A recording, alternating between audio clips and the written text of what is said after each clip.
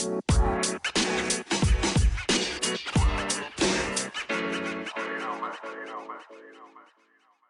Nuts and Bolts of Writing, Season 2, a podcast where we talk about literature, the ins and outs of writing, and how to actually start writing.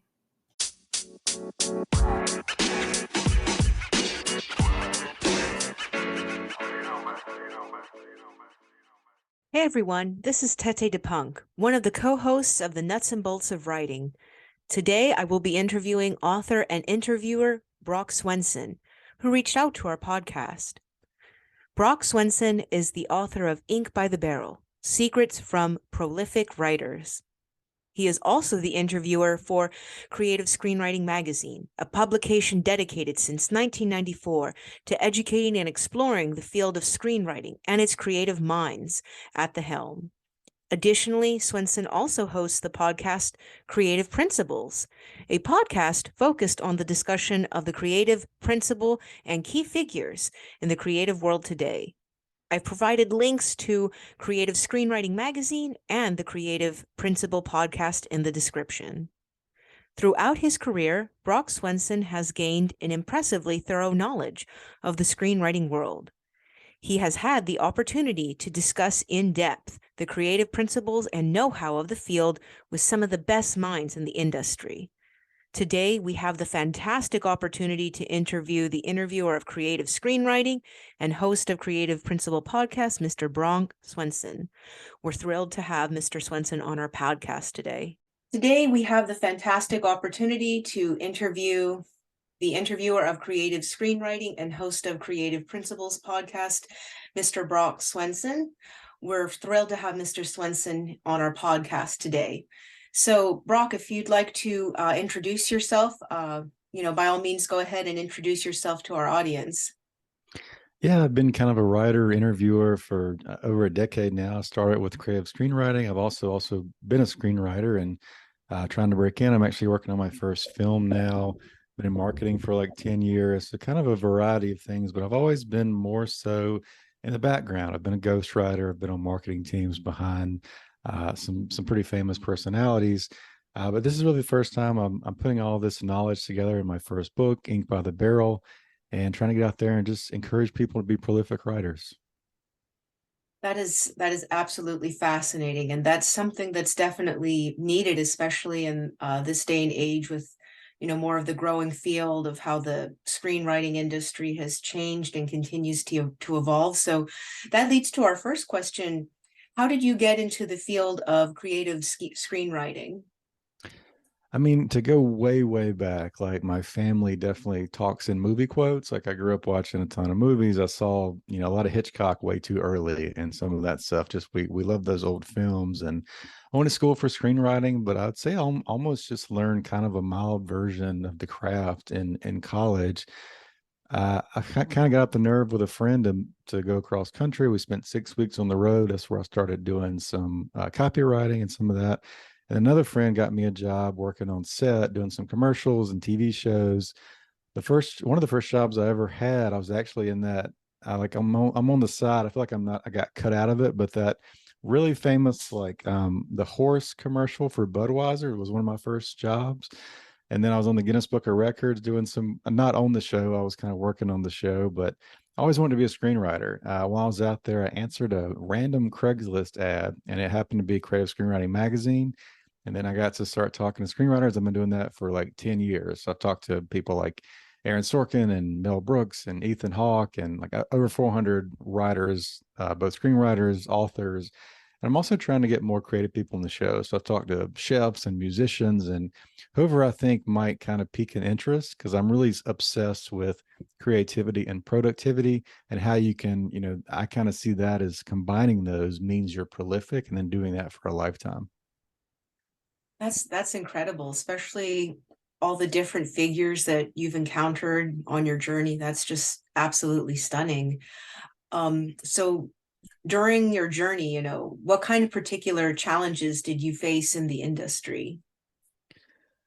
Well, I mean, I've done a variety of things, and something that I've kind of learned. I think a lot of people have a false belief that really just the best work will rise to the top, and I definitely think there's more to it than that now. That said, the far end of that, I don't really believe in gatekeepers. That's why I chose to self-publish. I'm actually making my first movie on my own, and I'll sell it later. So I'm raising private money. I'm doing everything I can. I've kind of figured out like a unique way to make a documentary without having to fly around and things that make it cost so much. So whenever you see a gatekeeper, and you shouldn't let anyone else tell you no, and you shouldn't tell yourself no. So I feel like there's always different ways to go about the things you want to do. So that's one of the biggest things that people kind of face and biggest hurdles. And within that, it's really just like mindset. Can you be consistent in what you want to do? Can you keep working even though you're in a long plateau and you feel like there's no growth there? That's actually one of the most growth I think happens. So there's just a variety of things, but the end goal is just to kind of be prolific and keep writing. This is very, very good advice, especially considering, more people seeking a more independent path, which would lead to more growth and variety. How would you say that over the past 10 years, do you feel like screenwriting has changed a lot, or do you feel like some things have stayed consistent? It feels like one of those odd things you hear more and more today of like a lot of things have stayed the same for hundreds of years, and screenwriting is not that old, but a lot of things today have been the same for hundreds of years and they've changed rapidly in the last like 20 years.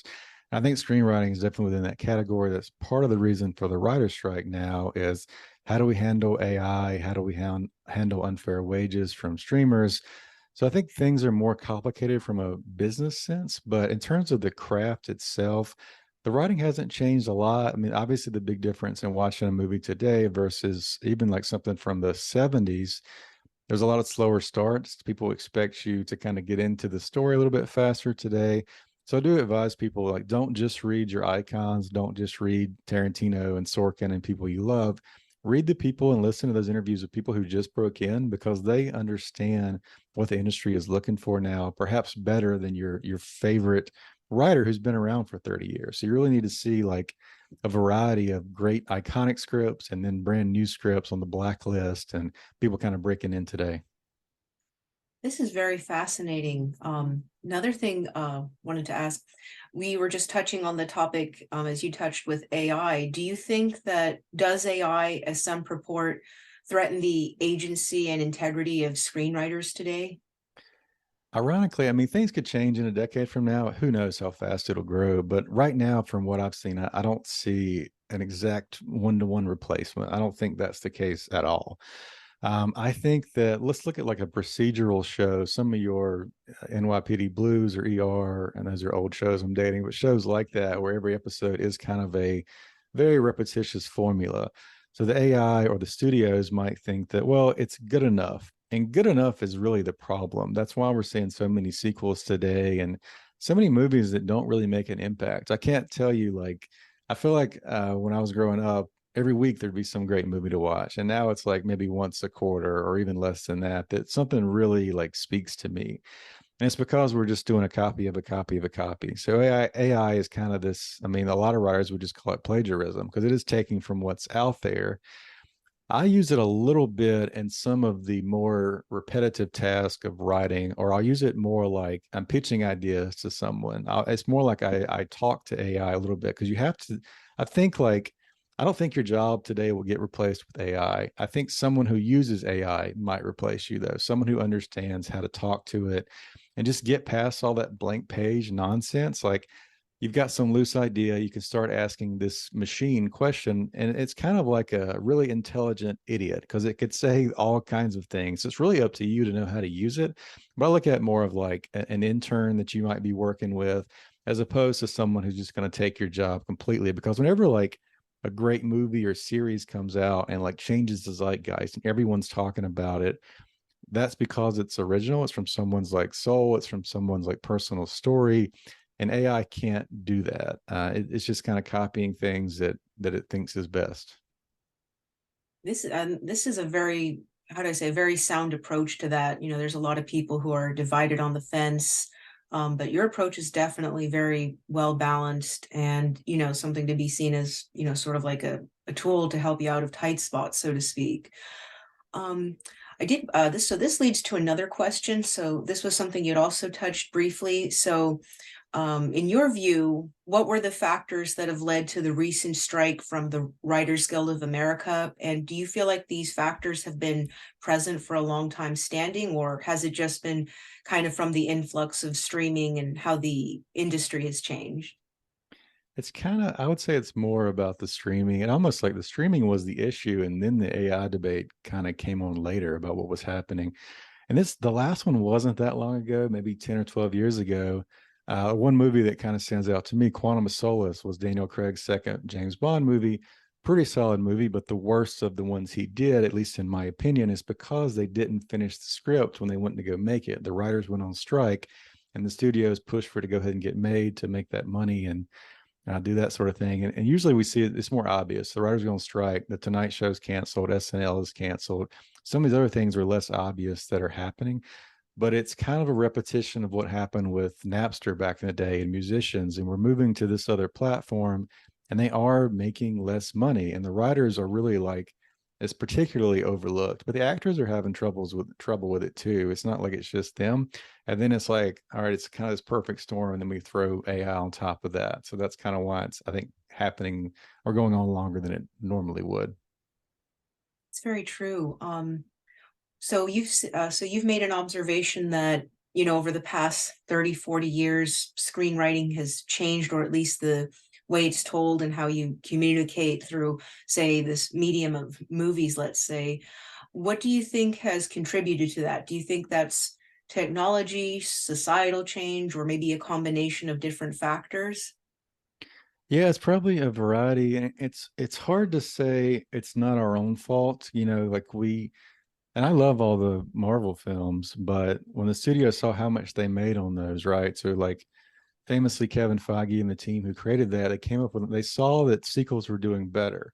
So how can we make a way to create a series of 20 movies that are basically all sequels, even though, it's not Iron Man 1, 2, 3 necessarily as much as like Iron Man's weaving in and out. So that's just like the biggest example. But the more they do that, the more money they can make. So the more money you're making, they're just not taking a risk. I feel like there should be some kind of like equal opportunity for independent films. Like, why would you spend $1 million or $2 on something that might break even, where you can just throw more money into like something that's loosely even associated with Marvel, and it's like guaranteed to get a pretty mass audience. So some of it's our fault for only going to see the blockbuster films, but I mean, some of that's the economy going up and down. But I just think a lot of people are not taking chances on films the way they used to. And we're starting to see some artists turn that around. Kind of famously recently, that movie Air that Matt Damon and Ben Affleck did. It's my understanding, I heard an interview with Ben Affleck. They were talking about, they love the idea. They're obviously very comfortable at where they're at professionally. So they kind of, the team behind that, put their own money in to make it, and then they went and sold it to a studio. They didn't ask the studio for money to make it. So that's a big difference, and they can go make the films they want. And then it got like a small release, like a couple thousand theaters, and then went to Amazon. So there's a lot of complications with that, where things, used to come out and it would be 3 months later before you could see it, on DVD or something like that. So I think some artists are going to stand up and make those good films, but there's only going to be a handful of them. And I'm kind of using a similar model for the piece I'm working on, that kind of same mindset of like, well, if you don't need them, you can make what you want, and they can't change it, and they can't make it this, mass appeal type thing. It's very true. So speaking of, you had mentioned your work. Are you at liberty to speak about that or share a bit about Yeah, that? yeah. I mean, it's just me, so it's like I said, it's kind of what I want to do. But I interviewed a couple documentary filmmakers, and I saw something really unique they were doing. They were basically like this. There was a movie on. It ended up being on ESPN about Bruce Lee, and I noticed he wasn't using talking heads. So normally you shoot a documentary, you cut to someone talking, and his was a creative reason. So he said, I didn't want to cut away from, talking about Bruce Lee in 1975 and show us a couple people that were very young and in shape, talking about that time period. You cut to them today and they're like 90 years old. It kind of takes the viewer out of what story we're talking about. That was his creative idea about that. Then I saw another one about John Belushi, and I said, well, if you can do these things with just archival footage and interviews, you don't really need to fly around. You don't have to fly around and set up places and shoot and talk to people and schedule all those things that are so complicated. You go from like a $500,000 budget to like, I would say less than 50 grand. And that's really just, you're going to have to pay a lawyer to confirm all your, everything should be fair use, but there's complications there. So you narrow your budget way down. You cut it by like 90%. So the idea that I've always been kind of obsessed with kind of goes back to my love of film. It's the history of stunts in film. I think screenwriters and stunt performers are very often overlooked, but film kind of got its start that way. Buster Keaton, Harold Lloyd, Charlie Chaplin, these guys were kind of slapstick comedians who would fall around and do crazy stunts, mostly because it was visual in the silent film era. But how has that changed over time? How does that lead? Like, how does Charlie Chaplin influence Jackie Chan, or Zoe Bell, the famous Australian stunt woman? How does that lead to John Wick and Keanu Reeves today? And a lot of people don't think about it. It's been 100 years of stunts, and there's still no stunt category in the Oscars. It's completely overlooked. They're just kind of ignored to some degree. So I really want to talk about the history of that. And it's kind of moved from like what I thought might be a 2-hour movie to an 8-hour series. So that's something I'm working on now. That is absolutely remarkable. And, you are right. That aspect of filmmaking is often overlooked, yet some of the most iconic scenes that we can think of from cinema, rely on, a lot of risk-taking stunt, Yeah. whether that's like, Charlie Chaplin, or, whether we think about it, even today, in your opinion, would you say today stunts have changed, like that field has changed because of the thing of visual effects, or do you feel like that somehow has helped that aspect of filmmaking? It's changed some. So some things are a little safer. It's funny, you'll be talking to someone, like I just interviewed a woman named Cheryl Lewis, and I'll publish this on my podcast soon, but she's an expert in getting hit by cars, which is an odd thing to say, right? Because if you get hit by the car the wrong way, you can get very hurt. And there's Yes. certain things, particularly getting hit by a car or rolling down stairs, you can't really fake it. So there's things they can do with wire work to make the impact less damaging and this and that. But it's still very much the way you think about it. So the name of my documentary is called Daredevil Society. That's kind of how I'm encapsulating all this.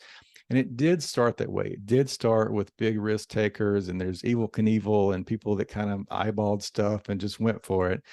But today it's something Charlene Royer, I've been talking to a lot of female stunt women recently. So Charlene Royer was telling me that, well, it has to be repeatable. That's what makes it a stunt. So you have to be able to do it, set it up, not get hurt, do it again. A lot of times when someone gets hurt, Amy Johnston told me, she's the stunt woman for Scarlett Johansson and a lot of the Marvel films. She was telling me, just like, whenever you don't feel right about it, that's when you get hurt. You're doing something the fifth time and you're tired and some of that. So I think like it's a lot more conscious of that. I interviewed this other guy named Lash Chartrand, who's one of the Ninja Turtles. He actually got shot on set on a Chuck Norris movie, like in real life. We hear this happen once in a while, but I think a lot of more safety precautions are being made. But every now and then, I mean, it's still dangerous no matter how careful we are. But I do think it's a lot more careful and planned out than it used to be.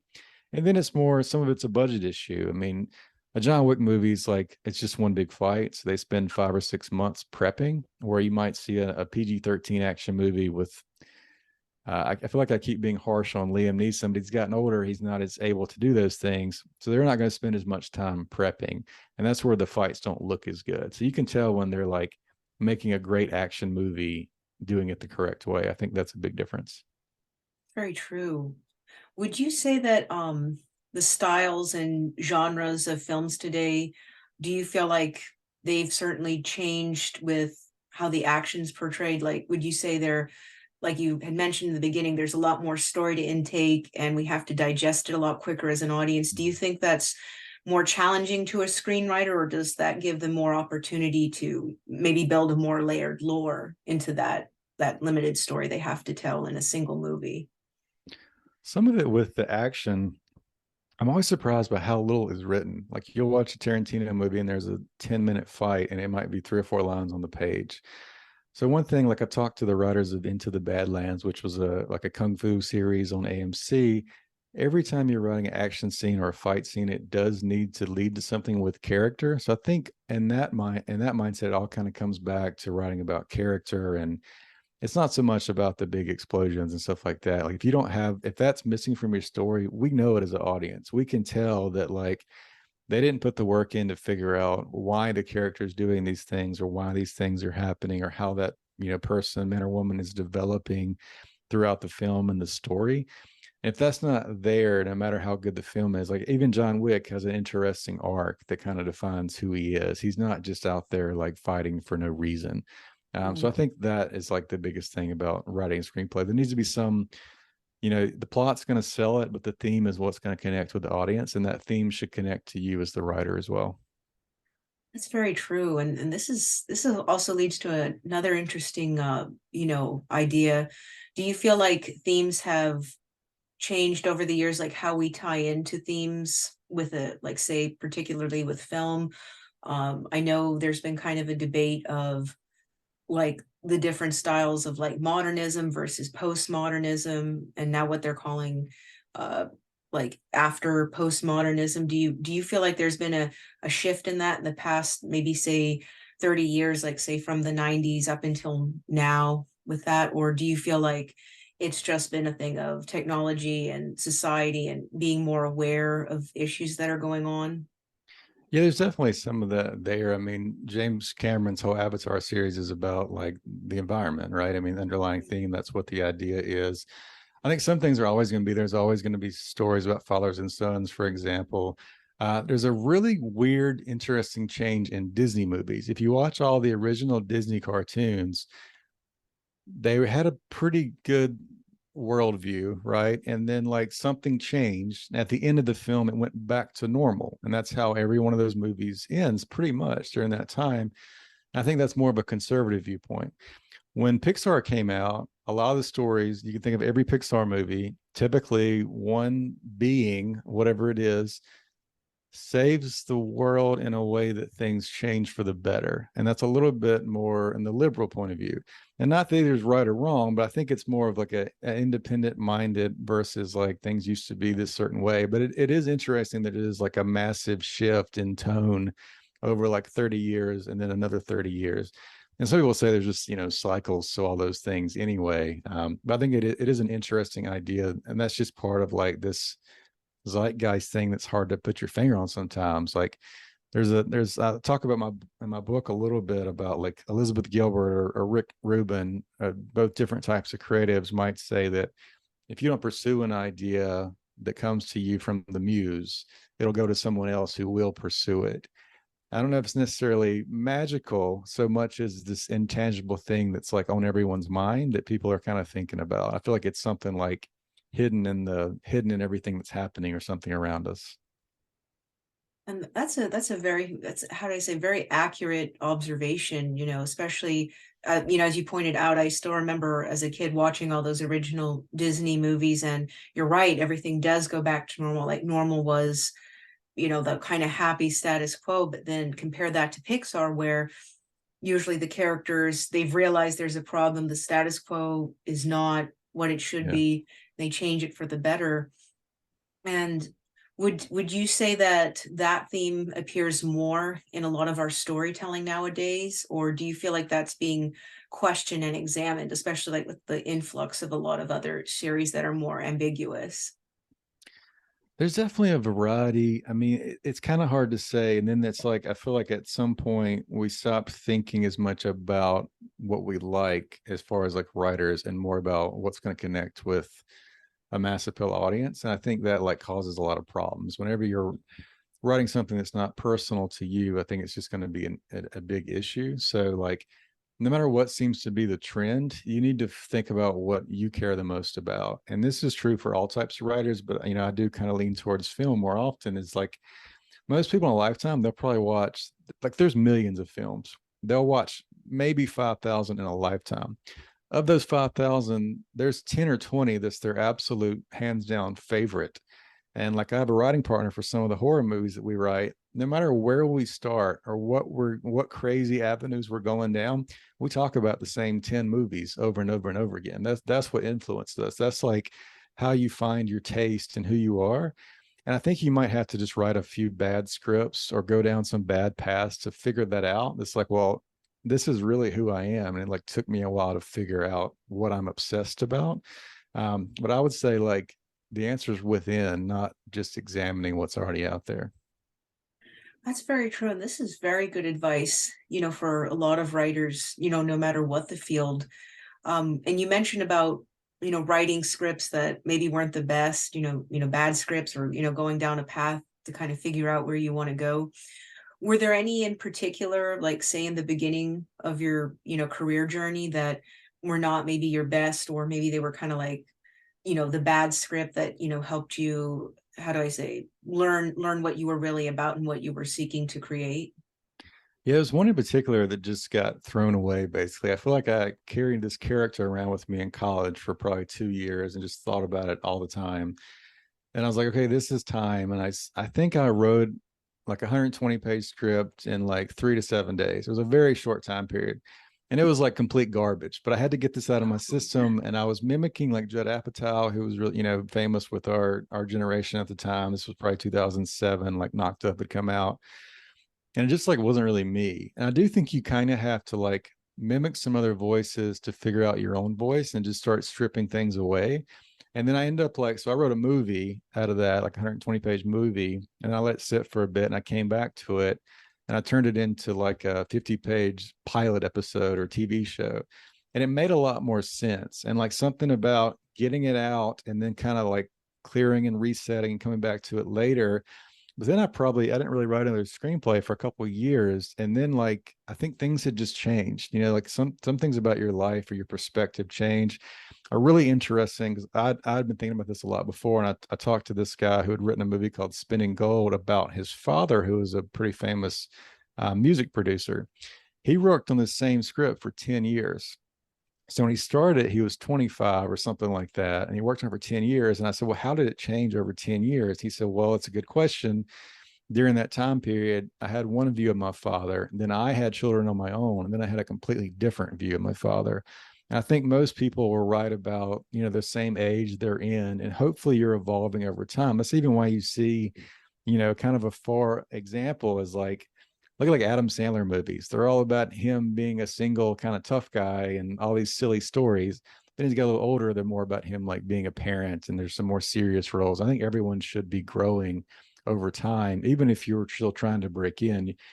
If you're obsessed with an idea from when you were 20, you're going to be more and more disconnected with it, even though you're kind of obsessed with it over your lifetime. That's very true. That's actually very good advice. There's a lot of people that may want to, cling on to an idea or concept or a theme, but like you said, as people grow, hopefully they grow and you become more distance with that. Do you feel that distance? Do you feel that kind of helps you gain a more clear perspective when you're trying to approach it again, or do you feel like it alters it so much that perhaps that perspective of that theme that you have, it kind of becomes a different creature all on its own? Could be a little bit of both. It probably depends like how much distance. I would say I even do that with little things I'm working on now. If I write, if I want to get an article published somewhere, whenever I have the time, whenever there's not some crushing deadline, I can write a first draft and then go away for a little while, or even like that same day, go hiking and come back to it. Somewhere the answers are kind of solving themselves, like in your subconscious. So I think time is like almost always the answer if it doesn't quite feel right. If you can just give a little bit of space between it. Well, not a lot of people talk about that. Even most of the questions I ask are obsessed with productivity, but that rest is equally important to be productive at the next time when you're supposed to be productive. That's very, very good advice, and it's a good perspective to have. And so this kind of leads on to another branch I wanted to discuss. In your career, did you ever face setbacks? Like, were there challenges, and were those more of a personal thing you had to overcome, or were those external factors, maybe in the industry, or a combination of both? I mean, constantly, and like I still very much am, because I'm always curious in like new routes. Like I've always been obsessed with screenwriting, but I haven't really tried to pursue it. Meaning, like I've written a couple screenplays over time, and I might send them off to 3 or 4 people that I know in the industry. But if I really want to like ensure that something gets made, that's kind of what I'm doing now. So like I'm actually working with a screenwriting coach who's kind of already taken me mentally further than I could take myself. Like the idea of working with a coach would be that what would take me 5 years to figure out after like beating myself up would ideally I'd learn it from like 6 to 12 months with someone else like that. So then it's like more of a strategic approach. And I think just seeing someone who's done it, because the interesting thing is like I've talked to 400 screenwriters or something like that, but I haven't talked to anyone who like I knew growing up who wasn't a screenwriter and now they are a screenwriter. So there's still like this, you have to kind of get bloody going through the wall. I think it's kind of the idea that it goes back to like if you don't, it's hard to see yourself doing it if you've never seen anyone else doing it. So working with someone who is not pushing you from behind, but pulling you from forward. I think that that starts to shift your mind a little bit. So like I'm working on this movie. It's something I'm gonna make. I'm determined to make it. And I'm also writing some screenplays that are more in line with that same genre. So it's more of like preparing multiple levels to kind of break in. And then I think when you start to make something like that, like writing this book or making this movie, and you go talk to people who you might want to collaborate with or interview or whatever it is, you're not coming to them with an idea. You're coming to them saying, I'm going to make this thing. And the underlying context is I'm going to make this with or without you, but I'd love it if you were a part of it. And they want to be part of your train going forward, not just someone who has an idea but has no real idea of what the work that's going to it's going to take to make it happen. So you really need to be the type of person who's not only writing but taking that project across the finish line. That's fair, and that's very, very good advice there. Especially when a lot of people uh, would feel set back. And that leads to another question: What would, how would aspiring screenwriters and writers get into the industry? Is that something where you need to sort of do your traditional 4 year, or is it more or less a thing of just sort of building connection and networking, or would that be a combination of both, or are there other factors or an it factor that helps people kind of get their, how do I say, establish themselves in the industry? Yeah, I mean, no one has the same story. That's probably kind of the craziest part is like everyone's story is totally different, but it's some combination of like having an idea that you truly believe in and then showing up in a way where you're going to say like I'm the type of person who's going to get this made no matter what. Basically, I think that's really going to be the separation. And then it is more relationship based. Whenever you're trying to connect with someone who is more established than you, it's goes back to kind of like dating in a degree. You don't want to overwhelm them. You don't want to just say, "Hey, here's my cold pitch." You want to kind of talk to them whenever you can. You're offering help or advice or not picking your brain and that kind of thing. You really need to be super specific in how you can work together. So I think it's just something to kind of think about is like they want to see that you're a serious person and that you're bringing them a project to work on possibly or produce or write or whatever, co-write, whatever it is, but you need to show that you put in a lot of time kind of with your head down in the dark working on something as opposed to just like, I've got this idea, what do you think? That doesn't really go anywhere. Right. And so I guess last but not least, what would you say that it's harder to break into the industry nowadays, especially with sort of like this expectation of making the formulaic blockbuster? Or do you feel now, because there's more venues for more independent, creations, do you feel like it's easier for people to get into the industry and break into it? It's definitely a combination. I think like the weird thing is there's after the strike, during the strike, there's only like 9,000 screenwriters. There's 200,000 dentists in America as an example to show you how drastically like different So it is, right? drastic. Yeah. So I think it's like once you break in, it's easier to get promoted. A lot of people who might do write for one or two shows, all of a sudden they're getting promoted, 10 years faster than it's happened before. But the breaking in is still like equally hard. I think it's really you have to have the kind of mindset that you're going to break in no matter what. And really look, everything in life is equally difficult. So if this is your obsession, if this is your dream, you're going to spend just as much time doing whatever other job you have. Why not spend that time pursuing something that you really want to do? Like, why don't just settle on things that are not really you or you don't really care about? I think writers to be prolific, like to kind of go back to the book, you have to have that life purpose, you have to see yourself out there. You have to be like thinking about who you can be, your future self, your ambitious self, and pull yourself towards that. That's really the only way to kind of survive all this bad external opinions of you and critiques, and then your own inner critic. The only way to kind of fight all those things off is to know exactly where you're going and be flexible in your approach to get there. This is very, very awesome advice. And I guess last but not least, just to, cap off this fantastic and absolutely spectacular interview, what would be the one piece of advice that you would find vital, that you would impart to yourself when you first began in this field? We talked a lot about logistics. I want to kind of think back about just like that person in the room kind of struggling just to start. I recently did this challenge with about 1,000 people, and the goal is just to be prolific, to write for 30 days. And I think the biggest thing people do where they make that mistake, and talking to myself 10 years ago, or the reason I wrote this book, is this: you have to separate the writer from the editor. If you're trying to edit as you write, you're never going to get anywhere. So you have to start to understand that there's multiple parts of your own mindset. There's a creative part there's a creative part that's just free and kind of going for it. There's a writing part that's kind of doing the work and going forward. There's an editor who wants to hold back and also protect your ego. And there's kind of a marketing angle a little bit later. And you really just have to understand how you can shift between all those facets of yourself and still fit under the umbrella of who you want to be and who you are. But if you don't do that, those four beings in yourself are going to keep colliding. And I think once you can start to separate those, you can actually be prolific or finish your first short story or your first book or your first script or whatever it is. And the weird thing is, you're going to have to do that fight over and over again. So you might as well kind of get used to what that like. Stephen Pressfield calls it the resistance. So I think once you figure out your ways to tackle that, you're going to be better off.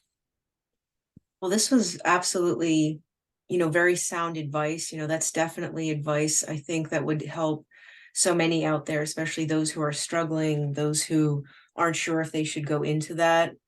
And, all over this interview has just been a really great insight into the screenwriting industry. And we here at the Nuts and Bolts of Writing podcast, we thank you so much for reaching out to us. And we were absolutely honored to have you, Brock. You've really given us, a very clear and fascinating perspective into screenwriting, but also, like you said, about creativity, productivity, and just, understanding how to communicate and connect with the audience. And we can't thank you enough. Thank you so much. Yeah, it was great. I really appreciate being here. And all your listeners, too, can go get my book and audiobook for free over at brockswinson.com. So the book's Ink by the Barrel, and it'll be free. We're trying to give away 100,000 copies this year. So go get your copy and tell your friends about it. Definitely. We'll definitely be promoting that on the podcast. We definitely encourage all of our audience, to check that out, as well as follow you on all your social media and the work you do. And thank you again so much for this fantastic interview. Thank you. That was great. Thanks again. Thank you. Bye. Bye. Bye.